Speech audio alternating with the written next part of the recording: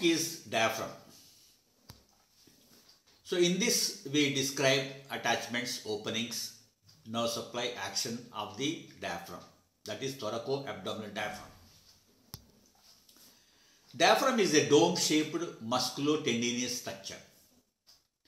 It is concave on its lower side and separates chest from the abdomen. There is a central tendinous portion. The anatomic attachments of diaphragm are sternal, costal and lumbar. Sternal part is made up of two tiny muscle bundles derived from the back of xiphoid process near its apex. It delimits an irregular opening located in the medial area, that is Laris fissure. Lateral to this, there are two interstices, the foramen of Morgagni, wherein the internal mammary artery runs. Costal part originates on the internal surface of the last 6 ribs or the last 6 inferior ribs.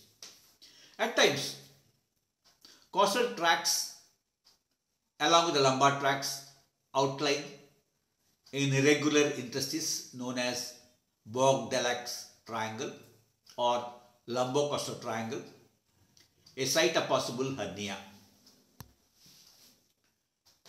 Lumbar part, medial pillar. The lumbar part derives from the medial and lateral diaphragmatic pillars. Medial pillars include right and left crus. Right medial pillar is thicker, longer than its lateral counterpart. It ends on the anterior side of L2 or L3 and at times L4. Left medial pillar ends at L2 and L3. Their tendons are shaped as tendinous arc in front of T12, making the median arcuate ligament, and is crossed by aorta and the thoracic duct.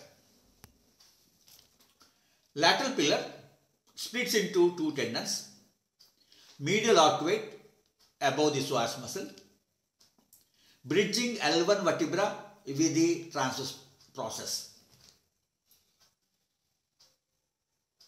Then lateral arcuate ligament, it is located above the quadratus lumborum muscle, connecting the transverse process of L1 with the apex of the 12th rib. From the functional perspective, two areas can be recognized in the diaphragm, that is the crural region and the costal region. The former is responsible for breathing, whereas the latter prevents gastroesophageal reflux.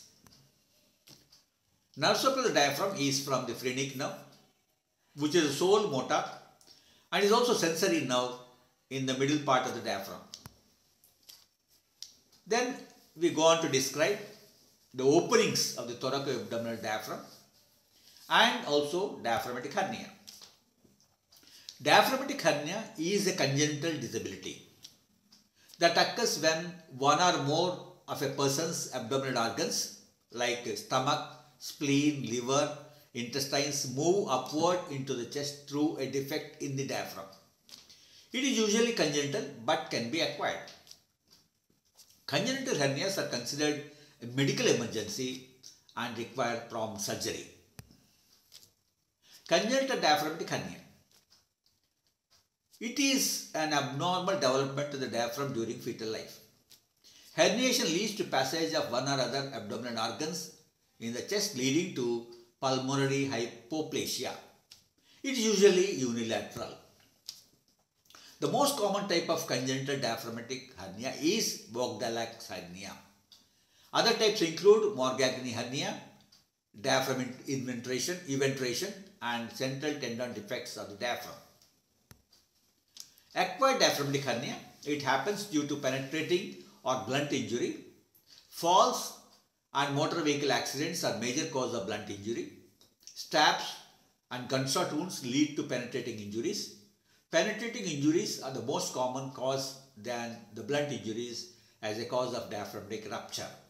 Further, there can be accidental damage to the diaphragm from surgical causes. Acquired diaphragmatic hernia.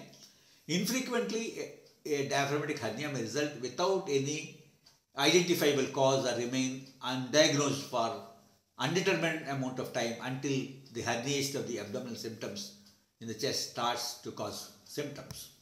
Thank you.